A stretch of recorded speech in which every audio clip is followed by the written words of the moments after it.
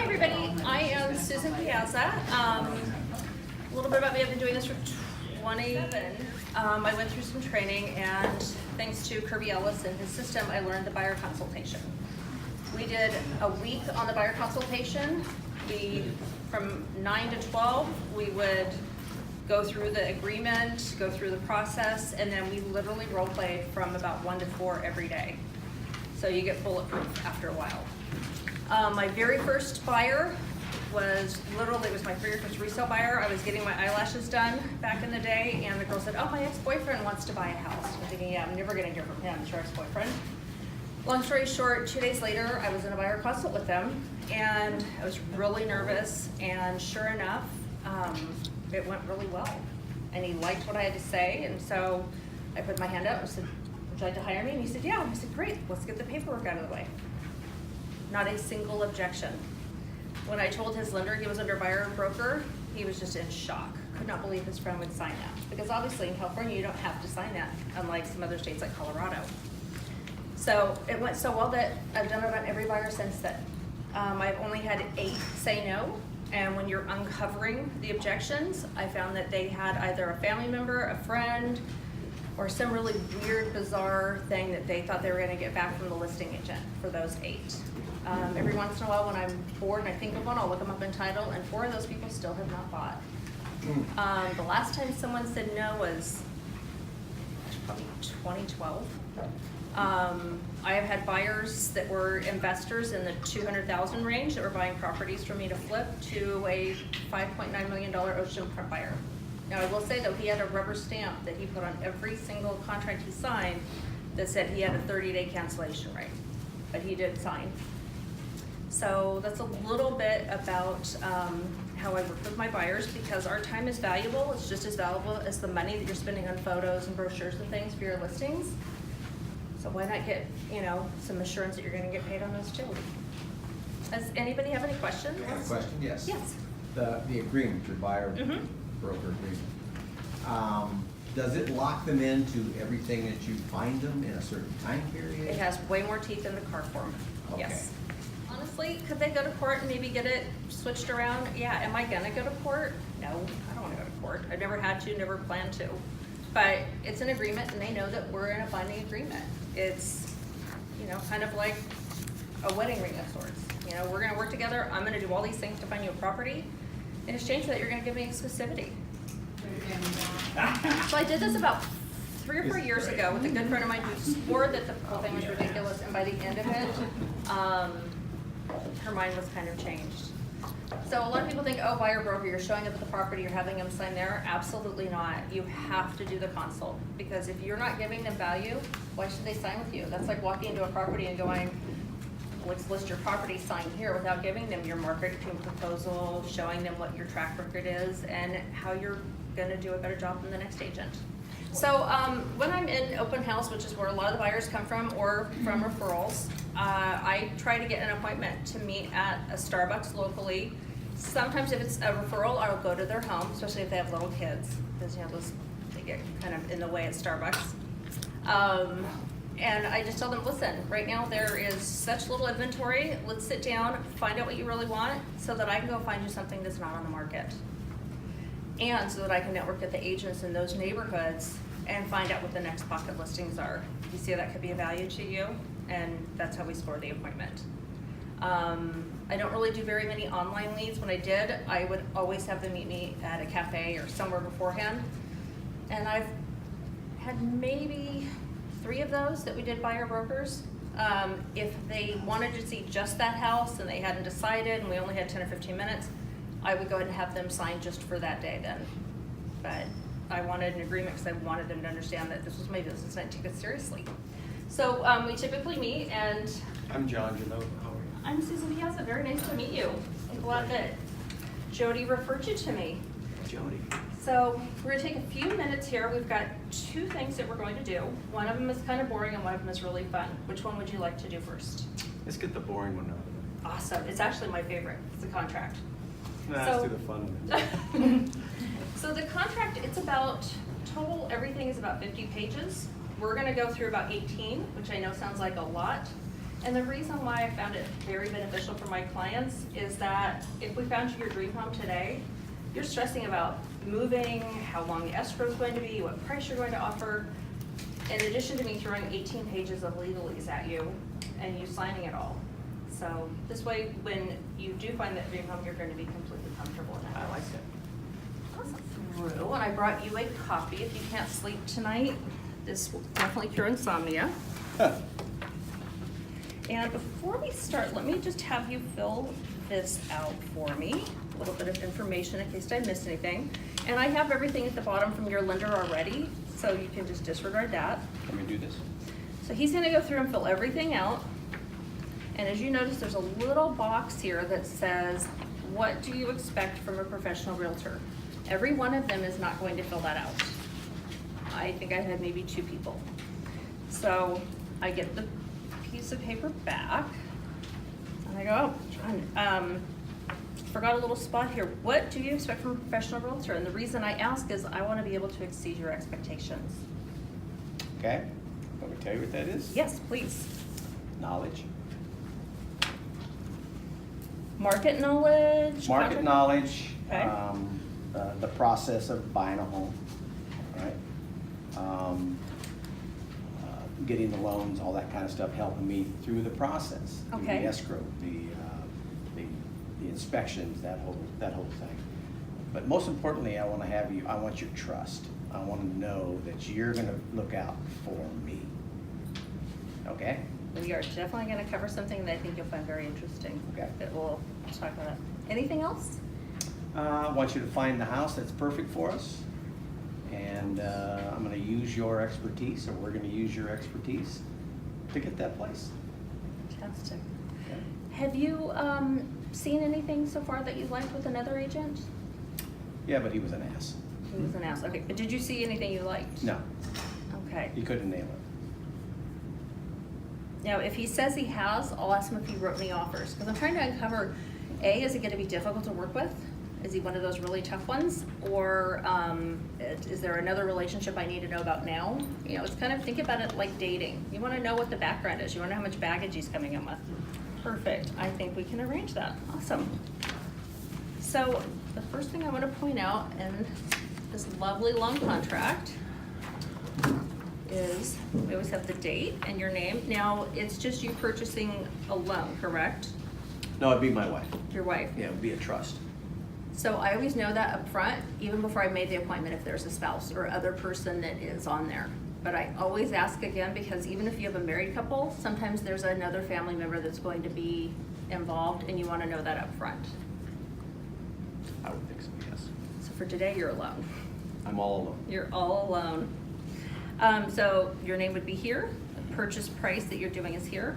Escrow right now is taking about 30 days. And I'm gonna go faster on the boring parts that it's just kind of traditional and there's not any science to. So as I mentioned to you when we talked on the phone, there's about 5 different places that I like to use the contract to save you money or get your offer accepted and save you money in a multiple offer situation. Okay. The first is the initial deposit. That is typically 3%. So you're looking right around $1 million, so it's gonna be about $30,000. Now, a few years back, I did open escrow on a property with a client that they had been in escrow 3 different times and fallen out. My client was putting 20% down, and we knew she was gutting the entire house. So she didn't have much of a concern with her deposit or issues with the home. She put the entire 20% down and saved about $25,000 on a $700,000 or $800,000 house because of that larger deposit. And I'll go over that a little bit more with you later. How did that happen? How did which? How did she save the money? How did that happen? There were 3 other offers. Oh, I see. And they Okay. took hers even though it wasn't the highest. Okay, all right. The other offers had between 1% and 3%, and there's a few other things that I used in the contract to also make it a much stronger offer. Stronger buyer, Mhm. okay. And we didn't know we were the medium offer, by the way. We found out later. Somebody else was hired. So that's one of the ways. And then we talk about your loan, whether or not it's an FHA, and I know that you are going VA, which will be a little bit more challenging, but I have some ways around that. And then you've got your second page. Now here, it is an option to have your verification of your down payment. But for you, since you're coming in with a VA loan, I know that you do have some monies you're walking in with, so we're gonna include those. Okay. I'm sure you could see as a seller, it might be a little more beneficial to actually see the money. So throughout this exercise, I'm gonna ask him little questions with trial closes, because I want him shaking his head yes. I want him to get used to telling me yes, because when I ask him to sign, he's been saying yes the whole time. It's human nature. So I don't know if you've heard of NLP, neuro-linguistic. It's a neuro-linguistic programming thing. Just don't let my husband know I'm doing this. Loan contingencies, my gosh. So the contract's default is 21 days. Right now it's taking about 2 weeks for your lender to get approval. So we're probably going to use this as a negotiating tool and get those time periods down a little bit so the seller feels more comfortable. Imagine if you were waiting 21 days to know if your 30-day escrow was actually going to close. Okay, question I have. So I've already been pre-approved, is that what you're saying? Yes, Okay. you've already been fully pre-approved. You've gotten DU approval from your lender, meaning they've completely underwritten everything. Got it. You don't have a property to sell. And then these are the costs. So most of these are paid for by the seller. And I know that Jody gave you that whole sheet showing you what all the different costs will be. So I'm not gonna go over those again with you. We split escrow and title. And since you're VA, what we will typically do is I think she's covering those in her fee. Okay. And there are two different kinds of title insurance. There's your title insurance that the seller pays for, but don't be surprised when you see another title for the loan. So there's two different ones. Title does really well in California. These items are all paid for by the seller with the exception of the home warranty. And I will, if it's especially a first-time buyer, I will talk about the home warranty. I will talk about my amazing home warranty rep and how that they let me know if they have a claim so that I can help them place it and get the VIP service they deserve. So then we go in and we talk a little bit about anything that is, I'll just do it. So as we go through a house, you'll see some things. If there's something you're very interested in and you're not sure if it's included, let me know.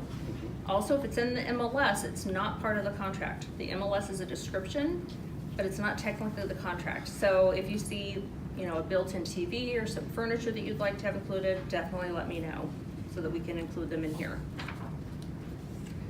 Closing and possession. This is another way that I've been able to help my clients either save money or get their offers accepted. I know you're on month-to-month rental, which is perfect because some of the sellers, they'll need as much as, I had one that needed 6 months and I've had one that needed 3 months after close because they were still finding a replacement property. So throughout the process, you'll have options. For instance, if we go into a home and we find out that that seller needs to buy a replacement property and they haven't found one yet, do you think it'd be more beneficial to tie that property up and give them maybe a 2 or 3 month rent back? Or do you want them to have a contingency to go find another place, someone else possibly to submit another higher offer than yours, they cancel on you and go with someone else? Well, the way you formed that question, apparently I'd want to give them time, right? Yes, exactly. So we'd like to be very flexible for the sellers, especially since you're month to month right now, even though we do want to get you moved into your house as soon as well, I'm possible. on there. Yeah. Yeah, perfect. So these are all things with disclosures and different legalese. Like I said, if you can't sleep, it cures insomnia. Condition of property. So in California, every home that you purchase is technically as is. I'm sure you've heard people say, well, it's an as-is sale. In California, every sale is as-is, subject to your inspection. So when you go in, if there's cracked tiles or there's some wear on the flooring, those are things that you saw when you bought it. However, when you have your inspection, if the air conditioning isn't cooling properly, then those are things that we'd want fixed. So about a week before close of escrow, we can go through and make sure those items that we negotiate to be repaired are repaired. Okay. And I know you'll forget a lot of this, but as we go through the process, little things like this will stick in your mind that you'll, oh, I remember when we talked about that. Buyer's investigation of property, 11 different spots in here. It tells you to make sure we do a professional inspection, and we will definitely do that. Title investing, we're gonna talk about that in a little bit in more detail. This is another spot where I like to negotiate, and that is on the contingency periods. This whole document is used for everything from a 200 square foot condo to a 200 acre ranch. So in the document, it has a 17-day inspection contingency. We could have every inspection imaginable on a house done in probably about 5 days. Okay. So we'll probably lower that a little bit. Which makes it better for the seller. Exactly. The more surety that they have, the better. California is an active contingency state, meaning that you have these contingencies in place until you actually put in writing that you're going to remove them. How does that help the seller? Because Other than you're saying you can go in 5 days or 60, how does that help? they know, so if they're out looking for a new property and you don't have any contingencies removed, they're gonna have a more difficult time purchasing their next home, because there's no surety for that seller that you're ever going to close. So that's that contingency. Are there any other contingencies they need to worry about? You have the loan that we just discussed, the inspection, the appraisal, if you buy somewhere with an HOA, the HOA documents, and then all the disclosures that the sellers give to you. Okay. Preliminary title report, all of those. Verify anything if they repaired, if they didn't repair. Not a contingency, but that's something that once they sign off that they're going to do those repairs, they're contractually obligated. Okay. And the day that you can remove your last contingency, you will know it, because it will literally be in all capitals that by signing this document, you're removing your final contingency and your deposit is at risk. Okay. That's an exciting day. That means you're almost there. Okay. These are, oh, and then by the way, in California, the sellers technically can't cancel. Once they sell the house to you, they're obligated. So you have contingencies, but they don't, which is kind of interesting. Broker's compensation, do you have any commission questions? How much you get? It all depends on what the seller has done with the listing agent. They come to an agreement typically. Okay. What's typical? Average is anywhere between 5% and 6% total for both agents. That you split? Typically, but we never really know. There's an amount that's offered in the MLS, which I'm always happy to show you. Okay. Does it vary? Sometimes does it it's, vary? Do you get more than the other guy? typically it's equal, but sometimes the listing agent gets more, sometimes the buyer's agent gets more. It depends on what that seller's doing. Okay.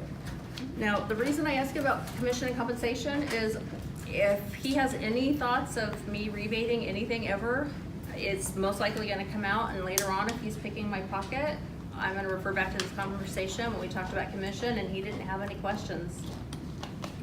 I've only had to do that once. Kickback commission or? Yeah, they want you to credit them a half point, or they want a full point, or whatever it is. I've only had it happen once, and it was like, well, and it actually happened in a request for repairs where they wanted me to kick in. Mm-hmm. And I said, really, I'm already discounting you because my fee is typically 3%, and I accepted 2.5%. And he went, oh, okay. So we talked about that client of mine that put the 20% down. So she was protected by a liquidated damages clause, because this states that you can't lose more than 3% of the purchase price.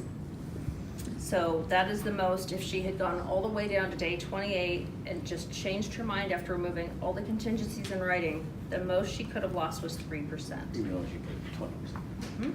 Because both parties had initialed this. Okay, so you're safe. I don't know if you're ever safe, Well, I'm you're never gonna say safe safe, for but. 3. Yes. Okay. And that's, these, obviously, if you have further questions, you definitely want to talk to more of an attorney about it, since I'm not an attorney and I don't dispense legal advice. Okay. Arbitration, mediation, dispute resolution.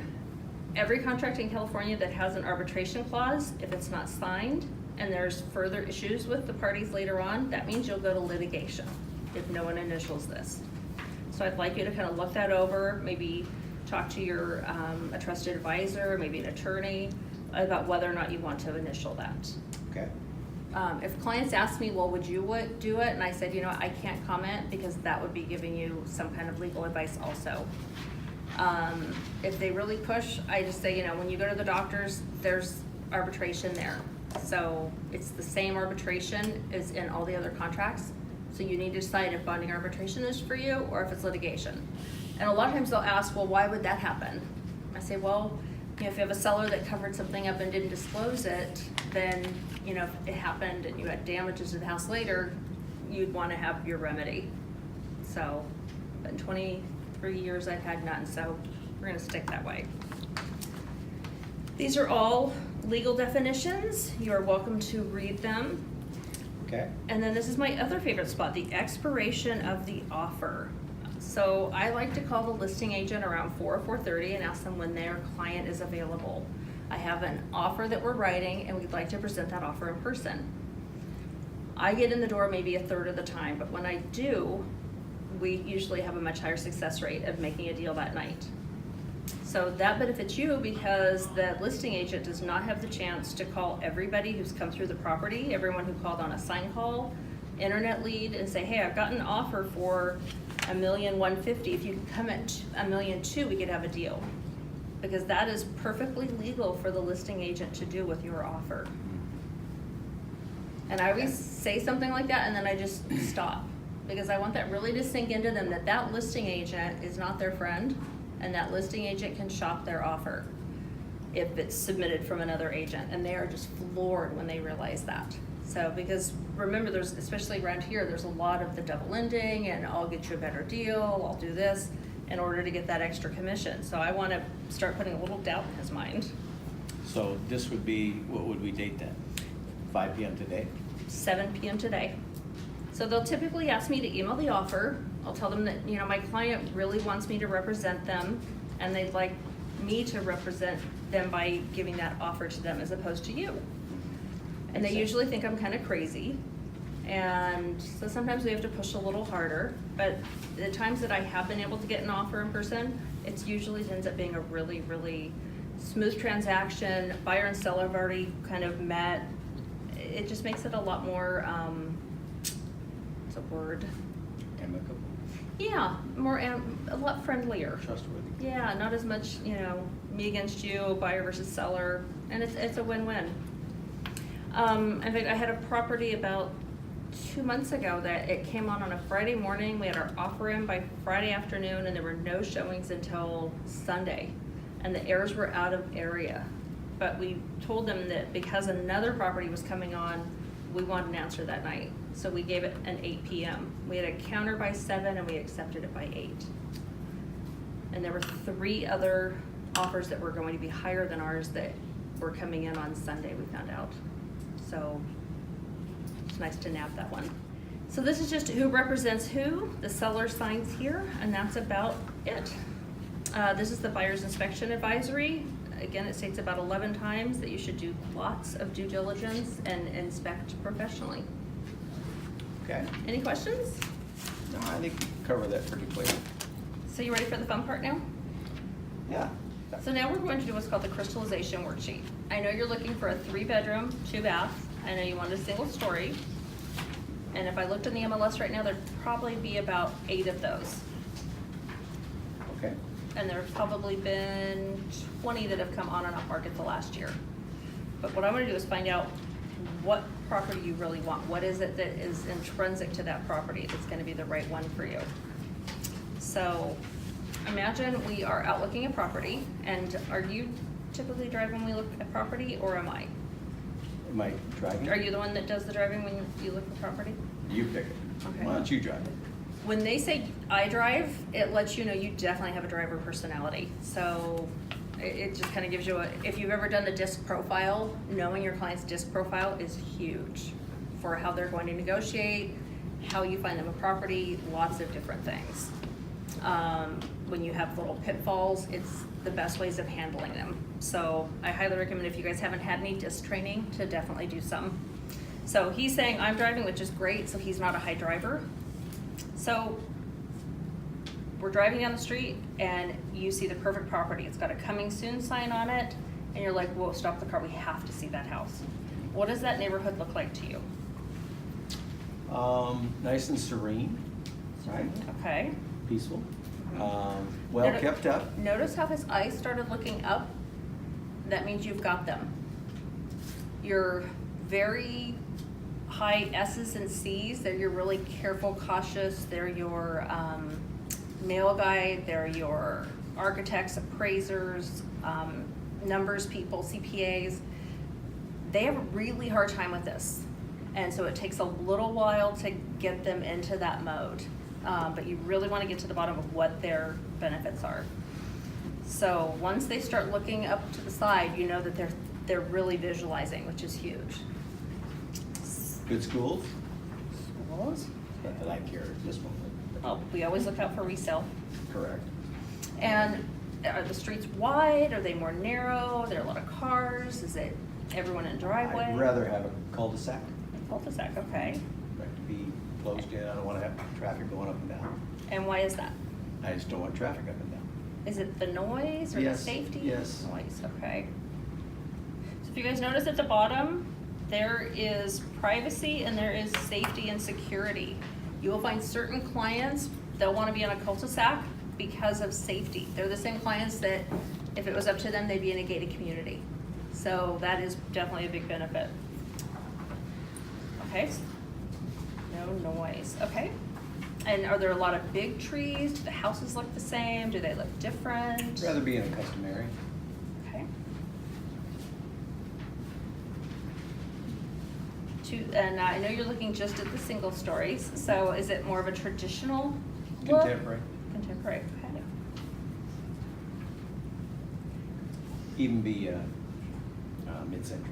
Okay, so yeah. So he's mentioned that, and I'm gonna keep a little note on that because that tells me he's into architectural styles. So I might do a little bit of different, even though he might not be looking at a certain area.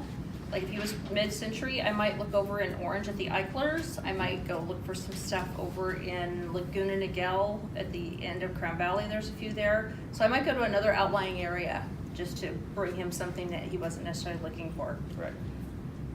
Okay, so now we get to play Star Trek. And it kills me when people are too young to know Star Trek. And you What's have Star to beam into a room and Got make it. a decision on the house Scotty. just on that room. So you're gonna beam into one room. Which is it going to be?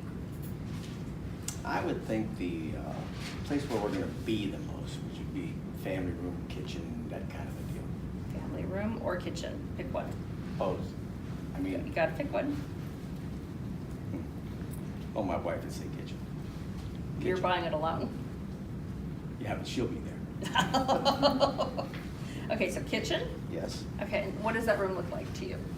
And by the way, Open, if spacious. there is a spouse, I tell them up front, you each are gonna do this exercise separately and you can't interrupt the other person. I know you guys probably don't agree on some things, and that's okay, because we're probably gonna find some agreement here. Open, spacious, big center aisle, because people use the kitchen to congregate. You could have a 1,200 square foot home and 14 people at the house and they'll all be in your kitchen. Absolutely. And what do you see yourself doing there? Entertaining. And is that entertaining friends, entertaining family? Both, yes. Which one more of? Family. Family, okay. So I want to know if he's looking for entertaining as in he's an entertainer, or is he just looking for a comfort area for family to be in? So, because entertaining can go both ways. Okay, and now you need to go into a second room. What's that room going to be? Family room. Family room, okay. And what does that look like? Big, spacious, open. 1,400, big TV. This is kind of small. Oh Big- my. No, a big TV, someplace that you can sit and relax and enjoy. So as we're going through this, I'm hearing little things like this TV thing, architecture, big spacious. So I'm also taking little middle notes of the things that are really important to him. So if I see an article in the LA Times about architecture or design, I'm gonna send it to him to keep that rapport going. And because he kind of picked two rooms that are the same, and that rarely happens, they usually go kitchen or family room, backyard, or master. That happens a lot. And one last room, what would that be? Master. Okay, and tell me what that room looks like. Nice, quiet, spacious. Spacious again. Nice master bath, Mhm. double vanity. Separate tub and shower, or Don't is care together about the okay? tub, don't need a tub, just a shower's fine. Your wife's good with that too? Yeah, absolutely. Okay. And I could care less about any of this. I want to find out what his benefits are, and he probably is going to buy a bathroom that has one sink and a tub. Because it's gonna have something else that he's gonna really, really want, which is that benefit. Okay, and this is always awkward asking, but what do you see yourself doing there? Is this somewhere, In the bedroom? I always talk really fast when I say that. So do you see yourself just relaxing, reading a book, painting? In the bedroom? Yes, Sleeping. Sleeping? Watching TV. watching TV. So is Right. it kind of like your little solace, kind of your, okay, perfect. End of the day, go up there. You've got dinner, you've got a cocktail, you're relaxed. Serenity. Well, you guys will learn a lot about me. Yes, and just Okay. sitting there relaxing. And now we'll play eye doctor. So you've got two houses, they're both beautiful mid-century moderns, they're exactly alike. One has a teeny yard, but a stunning view. The other one has a huge yard, 4 times the size of it. Which one are you going to choose? View. View, okay. And you've got one on either side of the street. One has a huge yard, the other one has road noise, but a killer view. Which is it gonna be? Not the road noise. Okay, so he's very noise How do you conscious. have- Okay, so your benefits, you are definitely aesthetics. I can see that you really appreciate good architecture. Yes. Self-actualization. Where you're at is how you feel inside. So if you're not in a serene, open, spacious place, you're not feeling your best 100%. I go with it. And I'm hearing a lot of privacy, a lot of privacy. So what we're gonna do is when we go into homes, instead of you looking at 10 houses and trying to figure out which one's the best one for you, we're actually gonna rate these. So each of these will be between a 1 and a 10 rating for a total of 30. Notice he's 1 out of 10. looking up. So there's 3 of those things, Mhm. okay. And if we get over 23, we might think about making an offer. If it's under 23, we're probably gonna just move on. Okay, so when we find a house, we're gonna rate it 1 to 10. Yep. Okay. Most of the time, we don't even get to a rating. They will walk in and walk out and be like, no way. Or they'll walk in and go, this is it. Interestingly enough, there was a house in San Juan Capistrano that I absolutely fell in love with. Oprah's cabinet maker did all of the custom cabinetry. It was built in 1926. It had a beautiful black bottom pool. It was probably one of the most beautiful houses I've seen. Really? My husband and I rated it.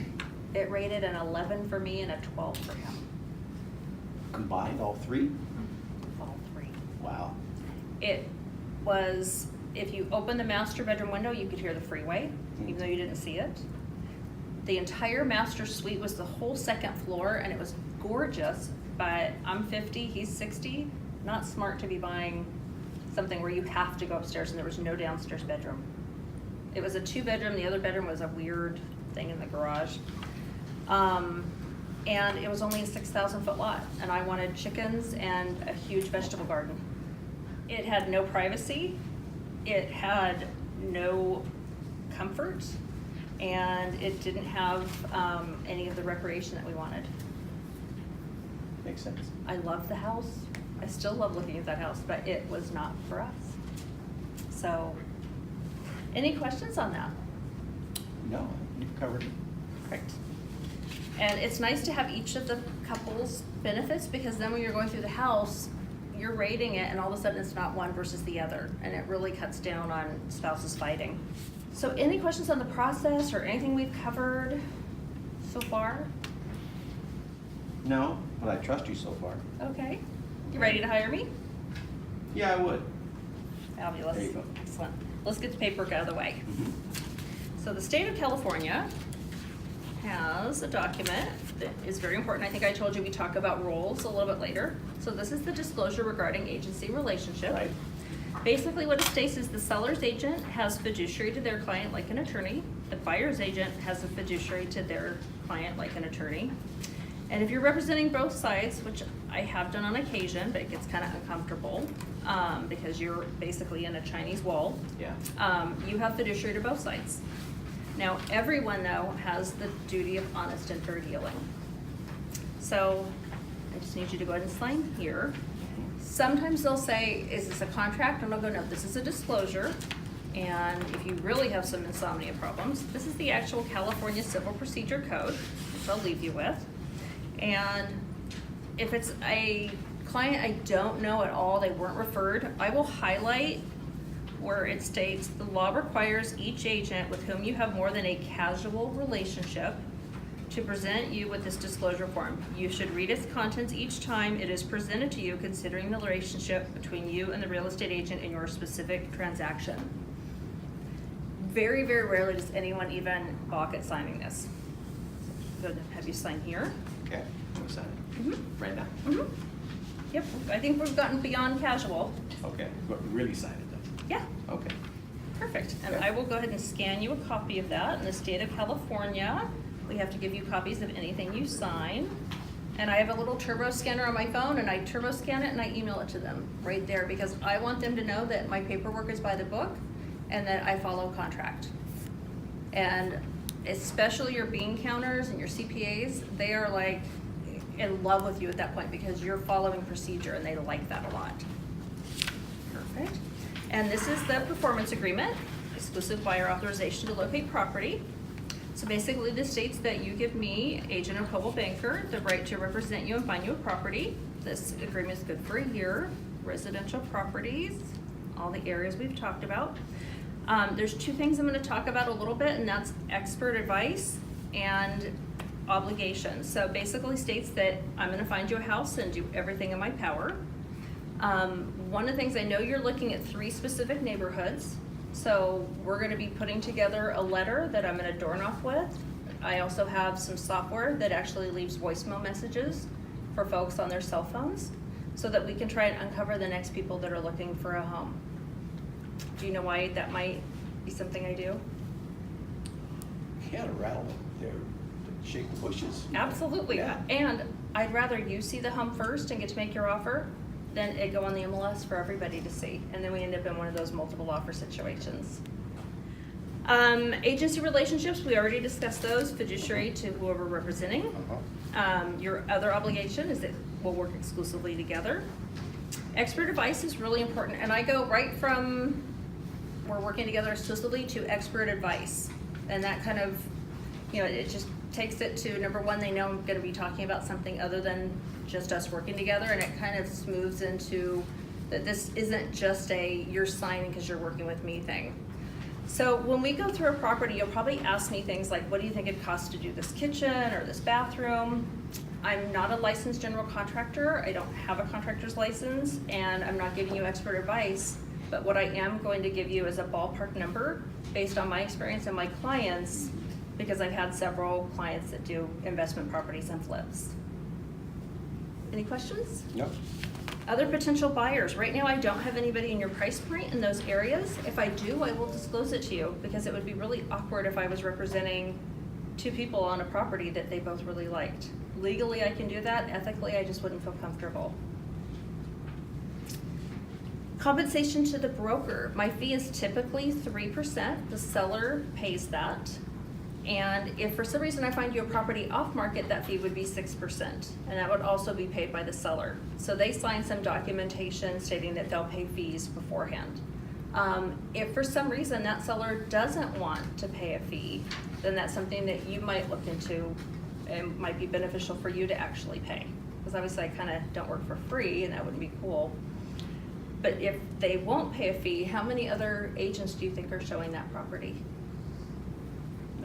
You think you'll get a better deal than 6% off the price?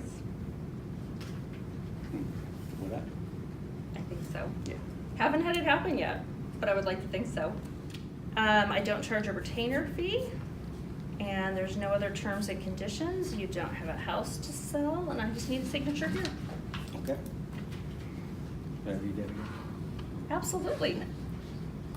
I've had a few people ask to take it home to review it, and I said just bring it with when we come see property, and they have. Objections. You guys know objections? I like objections. I don't ever hardly get them with this, because you've given them so much more than most agents that they don't, and they trust you like that's what they're looking for. Yes?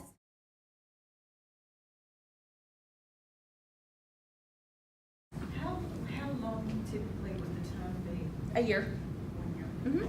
I've had a few people say, can we do 30 days? I'm like, yeah, absolutely, 30 days. If we decide we want to keep working together, we will. And I actually had a lady on like day 28, bring me the new dated agreement. It was really cute. Would you just change the date on it? Extended. Initially? Somebody else? Yes.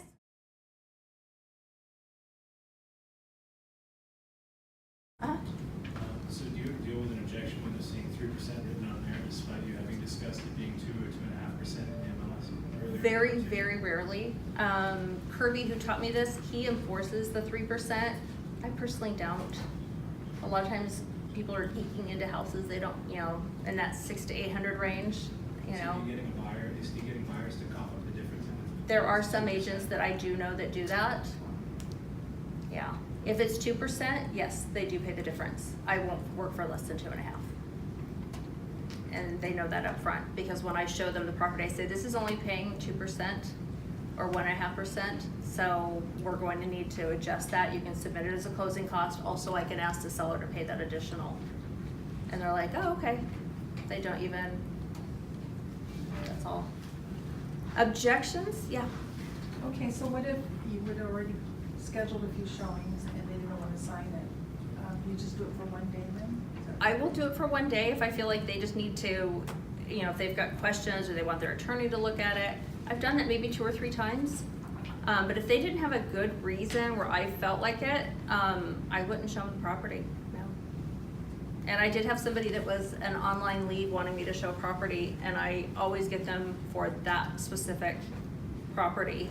Scotty Arnott had an agent on a bank owned that she tried to get him to pay the commission later on because they came direct to him. And because he did not have that buyer broker signed, she tried to do procuring cause, and he had to go through stuff at the local level through OPAR, and it took him like 3 days of just headache. So it just makes life easier just to have them sign. And if they've got a reason to not sign it for one property, that's not a good sign. This trust post goes away. So my open house script is always the same. Hi, I'm Susan. Hi, Susan. I'm John. Hey, John, are you one of the neighbors? Nope, I'm looking to buy something. Okay. Instantly, I'm asking if he's a neighbor because human nature is they like to say no. We're taught we like to say no, right? Especially to salespeople.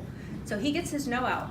And nobody goes, oh, I'm a seller. They say, oh, we're just out looking. So instantly, he's got to defend and say, no, I'm out buying, which is cool. We know where things are at now. Awesome. Where are you living right now? Colonel Delmore. How long have you been there for? Way too long. Oh my. 25 years. Wow. And where did you live before that? Phillip Park. Phillip Park. And what brought you to CDM? The beach. The beach. And where do you think you'll be going next? Colonel Delmore. What do you look for different? A little bigger house. A little bigger house. And when do you think that'll be? Whenever you find me. Ah, okay. Listen, right now there's only 4 homes like this that are available. Right now they're priced, and if you guys don't know your inventory of every open house that you're at and have at least 3 switch properties, you're dead. You might as, I'm gonna be rude, you might as well not even go. Because you won't get appointments unless you know the inventory, because they sniff that, because they're on Zillow and Redfin probably more than we are on MLS. I agree. So, so I know these 4. I also just talked to an agent. I know there's one more coming up on Marguerite, and I know there's an additional one that is coming up. In fact, new build interest you at all? Yeah, it'd be okay. I really want a single story, and I know that's tough to find in Colonel Delmore. But what do you got? Single story is tough because I know that is a 2-story. I know there's one that it's an older home. I think it's on an R2 lot, and I know there's a lot of builders sniffing at it. I'll tell you what, I'm gonna be done about 4. Can we meet over at the coffee shop around the corner at 5:30 for about Sure. 20 minutes? Sure. Perfect. So, and if you're a seller, hi, I'm Susan. Hi, Susan. Are you one of the neighbors? Yeah, I am. Oh, awesome. Which street are you? Which street should I be? Whatever you want to be. Poppy. Poppy. Okay, which block? 200. Oh my gosh, that's such a great location. Which house are you? 202. Oh, okay, I'm gonna have to pop. So tell me, what brings you in today? Are you pricing yours or looking for another? Then we're thinking about selling. Okay, awesome. House is getting too big and we don't wanna get rid of it and Oh. downsize to a single story. Mm-hmm, Sound familiar? excellent. So I've had about 12 people in so far today. I know for sure the house didn't work for 2 others. Can I pop by tonight after the open and take a peek at yours and see if it might Sure. work for them? Sure. Perfect. And that's it. It's simple. And so do the buyer. So how long have you been looking for? 2 months. 2 months. Anything you liked? Not really, it just nothing's clicked. So, It's because it's hard to find a single story home in Yeah. Corona Del Mar without a tear down, fixer upper, beater house. I wanna scale down, but I don't wanna scale small. up in price. Small. Oh, Small. tiny. Okay, got it. Small. Perfect. Well, let's get together after my open, kind of go through what exactly you're looking for, and I can start knocking on doors for you. Okay. Pretend you have been looking. So how long have you been looking for? 2 months. 2 months. And see anything you liked? Yes, found a couple things. Okay, write any offers? Yes, I did. And how did that work Are out you for you? shaking my head? They didn't accept it. Really? Yeah. Why, do you know why? I may have been too low. Oh, okay. Been too low. Houses are still on the market though. Really? Isn't that strange? And what kind of documentation did your agent submit with your offer? Well, we gave them a proof of funds. Any comps? I'm sure he did. I would hope he had. They didn't show you? They showed him. They didn't show me. Oh, okay, but he did. Okay, Yeah, good. yeah, Okay, they just showed him. checking. Yeah, but yes, they showed me okay. comps of the other properties. Okay. How are you finding property? I'm gonna smooth over that one because I'm not going there. How are you finding property? You go online. You go to a Realtor or Zillow or any of the realty lines. So you want to know a secret? The really good ones don't hit the market. They get bought before they ever hit the MLS. So if you'd like to, we can get together after the open. Let me find out what you're looking for, and between canvassing the neighborhood and calling the local agents and finding out what neighbors want to tell me which other neighbors are going to be selling next, you can find your property off market. How does that sound? Okay. So that's what, I'm getting off script here. So what you're saying is there's more properties, other properties that come on the market without going on the listing. Or Yeah. Or on Zillow. I think I had 4 or 5 of my last 10, either through another agent or through my sphere, that I found them properties off market. But again, it's knowing your inventory, and if you're in an area where maybe it's not your farm and you don't live, it's connecting with those agents and knowing what's gonna be coming up next. So that's how you get the appointments to sit down. If I went to you and said, oh, would you like to get together for a buyer consultation so we can go over the contract together? You'd be like, yeah, no. Why don't you just email me the contract? You've got to show value. Some of the other objections that I learned, but I've never gotten, is, well, I really want to have at least 2 agents looking for me. And that's where you get into what's called putting them through the green light. And so it's, did you want to hire me? Say no. I would, but I've been working with this other guy for a while. We haven't signed anything, but he showed me a few houses. What do we do about that? Is it someone related to you? No, just somebody I saw at an open Okay. house. He said he was gonna find something. Okay, He well, hasn't. he hasn't, so I'll give him a call if you'd like and let him know that we're gonna be working together. Am I obligated to him anyway? Nope. Okay. Mm-mm. But if you're looking. But you're gonna call me? Yes. What if he had signed the buyer's, the contract just like Then, that? same as a listing contract, Then he would have been obligated to that buyer, right? Okay. but there's maybe 8 to 10 agents in all Orange County that I know personally that work under buyer consults only and work under buyer brokers, so I know it's pretty slim that they would have. Oh, okay. And the CAR form is for properties that you've shown them only, it doesn't count for all of them. Right. So, if they say they'd rather have a couple agents looking for them, I totally appreciate that and hear what you're saying. Let me kind of tell you a little bit how our industry really works, and I don't like delving into this very much, but, you've brought it up, so I kinda need to show you. So, let's say that you're looking specifically in Corona Del Mar, you're looking just in a couple areas, there's not that many listings that are coming up. And you go see a house with Judy, and she calls you, lets you know it's there, you go under contract.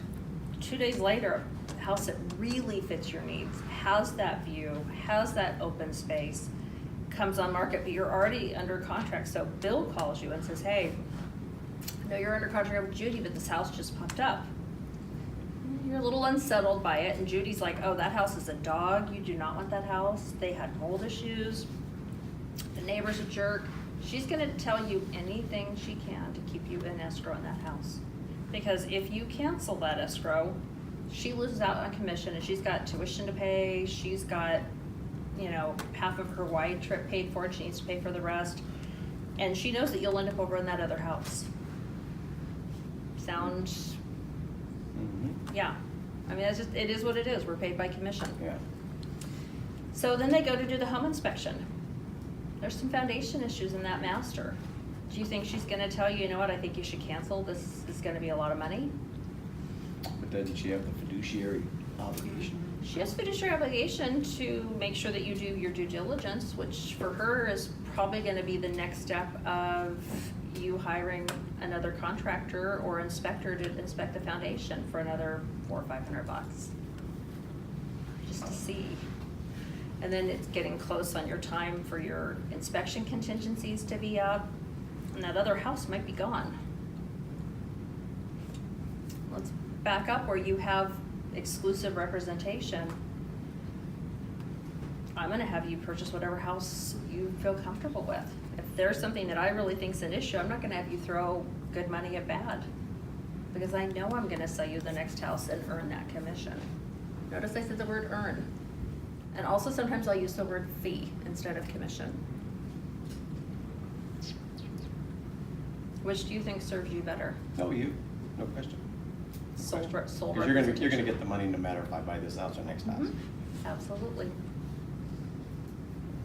Makes sense. And it's why I like to consider myself more of a consultant than a salesperson, because I'm not gonna sell you anything, Bob. You know what you want. John, sorry. It's okay, Bill. Mary. So if he says, you know what, I've got a relative, you know, my sister, she's up in LA, she was gonna represent me. You know what, why don't we save her a lot of time and hassle? I will pay her a professional courtesy fee, that way she gets paid and she doesn't have to do all the driving down here, and you get some local representation. How does that sound? That's fine, that's fair. Perfect. And I've done that a few times too, especially where I live. What would that be? How much would that be? 25%. 25%, greater, okay. Because I think that's a fair Referral. number. Yeah. Okay. Absolutely. Did she do anything for it? No, but you know, it's kind of a referral. Yes. What if you're in an open house and you have, it's a busy open house, and so you're Mhm. not having the opportunity to have that in-depth conversation and trying to set up that meeting? How do you personally go about wrangling these people, getting their information, and being able to follow up with them later? So I have a little sign at the front that says the owners requested everyone sign in please. And I have an old school book, which is kind of funny. It's an old- Registration book? Nope, it's actually one I made myself, and if you guys want it, I'll email it to Jackie, my little thing. And it has their name, their address, if they're pre-approved, when they're looking to move, if they'd like a complimentary PAIR report. Instead of being a CMA, I call it a PAIR, Personalized Equity Analysis Report. PAIR sounds nicer than CMA. And then, would you like a portfolio review?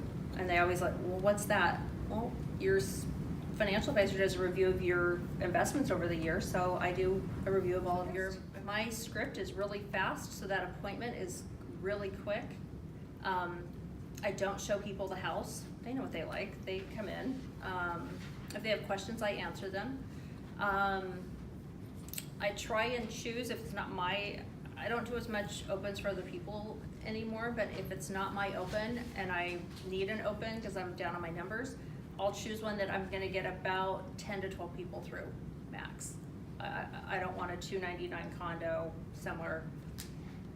I want something in that $850 to $1,250,000 range, because that's kind of the sweet spot right now. you feel like that sign helps you get them to sign in? Because I feel like a lot of people are really, They all sign they in. don't wanna get all the phone calls, they don't wanna, you know, They all sign in. I don't, okay. and before they have a chance to sign in, I've already got that dialogue going. And so I'm like, okay, go ahead and put your information here and we'll meet over at here. So I've already kind of got the appointment set. And sometimes if people are kind of skittish, I'll be like, listen, I don't have time to spam you and robo-dial you, okay? If something comes up in the neighborhood, like if I don't have an appointment, you know, if something comes up in the neighborhood that I've listed, I'll let you know about it, but that's about it. I don't have time to go back and forth. But I have probably a 98% success rate of sign-ins. I use Open Pro, Mm-hmm. and that works great. I've had Yeah, very few people object. Same thing as Do you know, 595. do you know what the mentality is on that? What's your name? What? We all fill out forms online. Your brain is programmed to you fill out a form online. So when you see an online form, you fill it out. Yeah, yeah, and it's an easy thing to do. Mm-hmm. Yep. And then I go back and make notes on it on each client. Yes, and that's the That's big the thing. important thing, yeah. Mhm. You gotta know what they want. If I get a whole bunch of people, I will just work with the easiest and the most willing and the ones that I connect with the most, that are the nicest. Yeah. But I will tell you, this document, as much as it does tie the buyer in, it really does give you a different level of service for them because they've signed with you. I personally feel a responsibility to them that I really have to go out and find them a house. It definitely is a different dynamic. I've got to go turn over that rock until I find them something.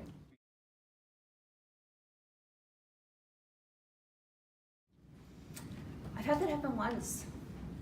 And it was a gentleman who wanted to go to a listing agent, and it was funny because the listing agent called me and said, I don't want to work with them. And I said, you know, I don't think I really do either, so have at it. And he didn't end up buying that house, but I know that he did buy a bank on from somewhere. Okay.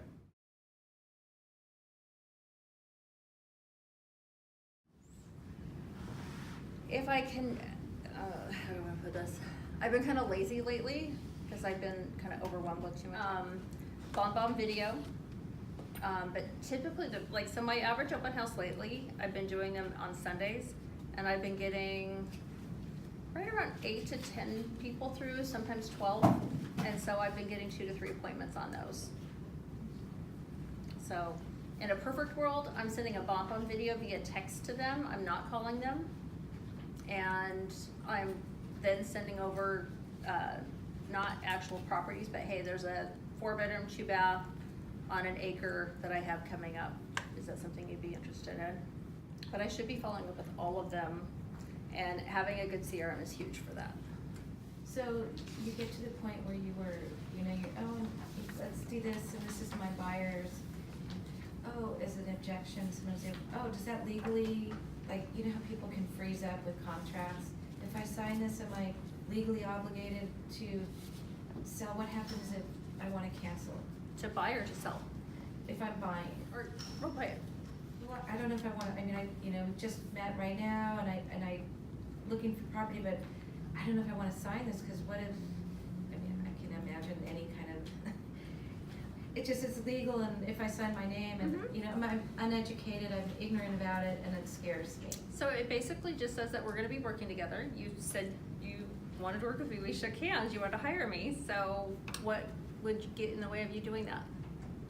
I'm not sure if it's illegal, if I should be signing something, is it legal and binding in a court? It could be, but I don't know how a court would come into play.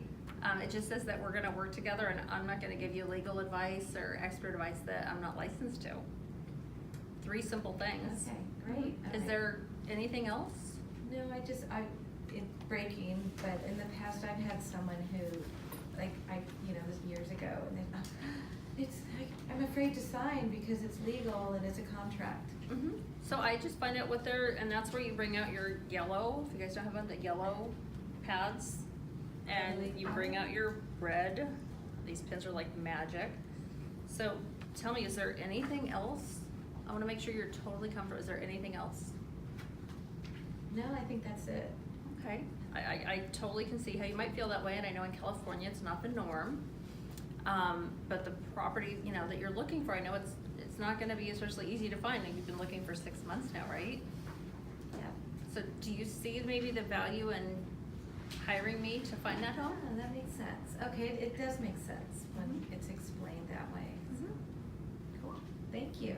And don't be afraid of the objections. The objections are awesome because when someone's gonna give you an objection, that's just a, I'm not ready yet and I need a little more reassurance, or I need more information. Well, I'm just not ready to sign. So let me ask, what would have to happen for you to be ready? Okay. Yeah, well, I need to think about it. So when people tell me that they need to think about it, that usually means that I haven't given you all the information. What are we missing? And they'll go, well, I guess I'm just, you know, I'm kind of nervous, or, you know, I appreciate that. I was really nervous when I bought my last house too, and I'm an agent. So it's empathize.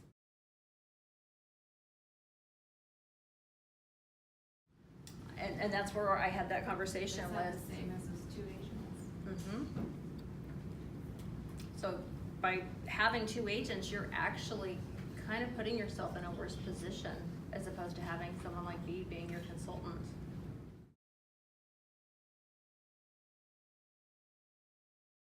So what does look on your own mean to you? Let me just, I want to understand what you're talking about. And you've been looking for how long? You've just started looking? Wow, how long have you been looking for? Like a few weeks, months? Yes, just a few weeks. Just a few weeks. And have you seen anything you like so far? Not yet. Do you know why? Just haven't found the right house yet. How are you finding houses? Just online, Zillow, driving the neighborhood. Do I know secret? The really good houses don't make it to market. They're sold off market. Yep. So, as a buyer, it's like, you know, I just like to work, I like to go direct with the listing agent because I believe that I have more buying power. And how do you, let me just, I'm curious, so how would you see more buying power with a listing agent? In the sense that they're going to double end the deal. So Okay, but how does that an double? incentive to go with my offer. So because your offer is going to be more money, or? Well, for the listing agent, for the agent. Right, but for the seller, they're gonna choose your offer because the listing agent makes more money?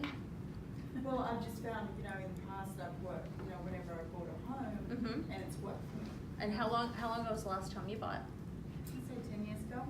Yeah, market's changed so much since then, and a lot of the laws have changed. With regards to Deb's statement, I actually had this doing when they are saying that they'll go directly to the agent, they can double it. They said because the agent then will negotiate their commission down so that I can get a better deal. So how much do you think that agent's commission is that they're gonna negotiate down for you? Well, they would have a 6% for the listing and I'd be the buyer. And Mhm. so I would negotiate that quite a few $1,000s, depending upon the So house, ballpark, what do you think that number might be? 20,000. 20,000? And so if they Plus took, commission. yeah, so the 20,000 off the price, I mean, you're talking $1.5 million. Do you really think that a little bit of commission is going to get you the house? Or do you think it's, I mean, you gotta keep in mind, that seller has a relationship with that listing agent, probably has for quite a while. Do you think they're going to blow that relationship to get you a better deal? And if so, what kind of ethics and morals is that? Do you think that when you're doing inspections and stuff pops up that might be wrong with the house, do you think they're gonna be 100% transparent and honest in representing you? Well, then also, this, I like your answers. How do I know when I sign with you that you're really gonna start working for me? Why do I know that, I sign you to find a house for me and then I don't hear from you in a week or? Oh my gosh, if you know? don't hear from me for a week, then,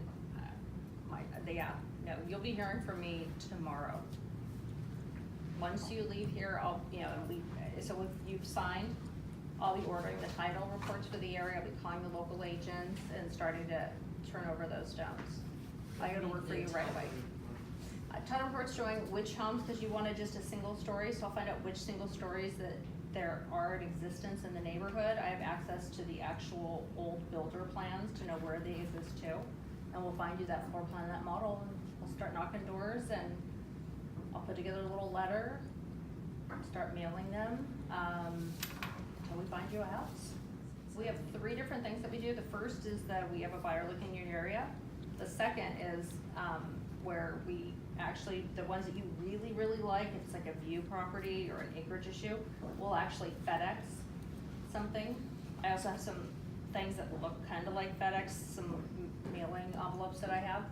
And I've only had one other client do this, but we actually wrote offers and blacked out where the price was and wrote to be determined once we've seen the home, basically. And then you pray that something comes on the MLS.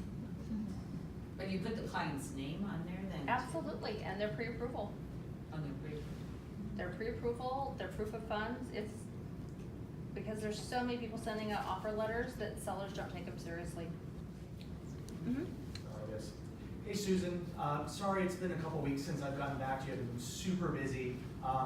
Opened escrow on a property. You know, I was walking my dog through that neighborhood that you drove me through, and I just started having a conversation with a homeowner, and they told me that they were getting ready to sell, and you know, we worked out a deal together. So I appreciate all your help, but I don't need your services anymore. Thank you so much. I haven't had it happen. I understand that. The I mean- one thing I have had happen is I did have a past client. She's here in Huntington. I've worked with her and her family on 2 transactions, and an agent contacted her because she had gone through an open, and the agent contacted her and said, I've got a pocket for you. And so she called me and I said, you know what, go for it, because we had been looking for her needle in the haystack. We had been mailing letters, knocking. I said, go for it. You know, I'm not gonna hold you up from your dream home. She was going to rent out her house, and I actually just, after about 2 or 3 weeks, she decided that she's selling it. I put it, I think it's in your area, right? Huntington? Or no, it's Christie's, it's in that area, it's in Huntington, so I was her listing agent even after that other agent represented her on the buying side for that. But this person, then that same, had already signed with you. She had signed with me too. And you didn't? No, it was her dream home, it came on, I want her to be happy in her house. So you don't really? No, I would never do that. Karma will always come back. And again, the only reason I bring that up is because that's the question, you know, people ask, you know, about buyer broker agreements, and I don't disagree with them one bit. I think it's a very psychological. It is. You know, the whole Am I scenario. gonna go to court? Oh, heck no, I don't wanna go to court. Yeah, but that's where, you know, a lot of No. people come back and say, well, they're legally bound to me. They what do- are, what and do we do next? I do know that that has held up in court. I know Kirby has gone to court a couple times and won, but I don't wanna spend my time in court, and I think it's bad karma. And to me, contracts are not always there just for, you know, to be put into place. I think they just remind both parties of what their duties are and what they've contractually agreed to. And I think, you know, and this is just my personal opinion, everything you did leading up to getting that contract signed is what solidified them working with you. Oh, completely. If you don't show value and you don't show them a reason why they should be working with you, they're not gonna sign. If I walked into a buyer consult with them and just said, okay, so you're looking for a 3-bedroom, 2-bath, you want a single story, this price point, okay, your pre-approval, perfect, we'll start looking tomorrow, here's the contract, sign. No way. But I think that's the big misconception a lot of people have about these buyer broker agreements, is it's the quick sale. Like, well, if I can just get them to sign it real quick, that means I'm gonna get paid at some point. Whereas you gotta show the value, and then this just seals the deal. Yep. And I hold on to the buyer broker and I hold on to their crystallization worksheet, and I've had a few clients actually be like, well, aren't we doing that thing? And I said, well, but I've got your benefits. Well, can we do it again still? Because, you know, what if something changed? Like, okay. Yes. So in case of that pocket listing that your existing customer went to see, why couldn't you go with her and write the offer on that? I could have pushed with the other agent. I'm not gonna do that on off-market property, and I really wanted her to have that house. I mean, to me, that was more important than $45,000 in commission. Even if it was someone you didn't have a relationship with and couldn't care. I'm not gonna get in the way of somebody's dream home. I mean, to me, that's just, There's karma for that. To add on to that, Mhm. the lifetime value of that client exceeds this one transaction. So if you go and kind of screw Absolutely. around her dream home, you lose all the referrals she might give you, plus her future sales and purchases, I guess. Yeah. If you don't get them to sign this, Mhm. you just say goodbye. So I've had 8. They all had either a relative that was gonna represent them, or they straight up were like, no. Even presenting those objection handlers to them, they were just like, no, I just don't wanna commit to anyone. And their personality and how they saw real estate agents came out, and that wasn't somebody I wanted to do business with. Once you have the script down cold and you have those objections, because, you know, I just started calling on expireds about a week ago. I never thought I'd do that in a million years. I started calling on it, and I felt comfortable because I have all the objection handlers down. So there's nothing they're gonna say that I don't have a good response for. And once you have that, and you go in and meet with somebody, you're there. I mean, it's just, they're going to. And once you show them that you do care and that you are gonna look for the right home for them, and you're not gonna just try to pigeonhole them into something. I had a lady who was, oh my gosh, she canceled 7 times on me. 7. And the last straw was she came to my open house with another agent. And it was a teeny 6,000 foot lot. She wanted at least an acre. Her kids did 4-H. They wanted a horse. And I was like, that was game on. So I just hounded her. I finally got an appointment to stick. And I said, what about this house? I go, what did you think on that one? She goes, oh, we never saw it. And I said, why didn't you see it? She goes, well, Eric told me that it was a dog and there was no way. And I go, you are DIY certified. Are you kidding? Long story short, she's so happy there. She's been there for about 2.5 years. It was the perfect house. And I called him and I let him know that the Morgans were under a buyer broker contract with me, and if he had any other properties that weren't off market, feel free to float them by me and I'd be happy to take them over and show him. He was furious. I've only called 2 other agents. That was it. And I just tell the client, I'll call. It's a personal, professional courtesy. Don't worry about it.